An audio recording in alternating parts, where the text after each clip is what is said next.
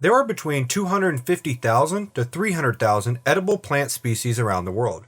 However, only 3 plant species contribute to 60% of calories consumed by humans. Here's why rice, wheat, and corn feed the world.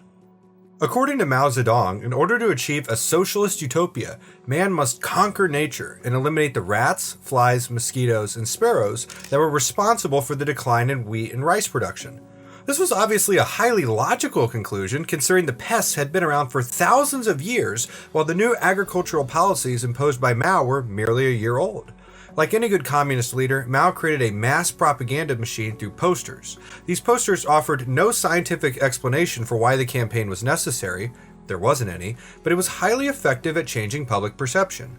While the campaign met the stated goals, it came with disastrous consequences. The Great Chinese Famine is widely regarded as the deadliest famine in history, with an estimate of at least 15 million deaths.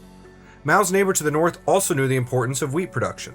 As part of the first 5-year plan to reach the Soviet Union's economic goals, Joseph Stalin ordered the collectivization of agriculture. Stalin believed that integrating individual farms into one state-controlled farm run by incompetent and arrogant bureaucrats rather than those who had been farming for generations would increase food production. To the surprise of no one, the policy resulted in a massive 3-year-long famine in Russia, Ukraine, and Kazakhstan, with an estimated 5.7 to 8.7 million people dying from starvation. With over 250,000 edible plants, why did these leaders go to extreme measures to preserve the production of a few crops? Well, let us introduce the big 3. Corn is a versatile crop that grows in many different soil and weather conditions and is resistant to water shortages and thermal stress. It is considered the jack of all trades and is the most produced crop in the world at 1.15 billion metric tons per year. It is key for the global food system and economy, making up 20% of the world's per capita caloric intake.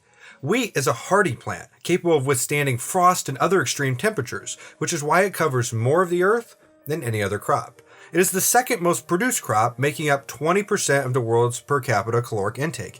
And finally, rice leads the world in caloric production per acre at 14 million calories.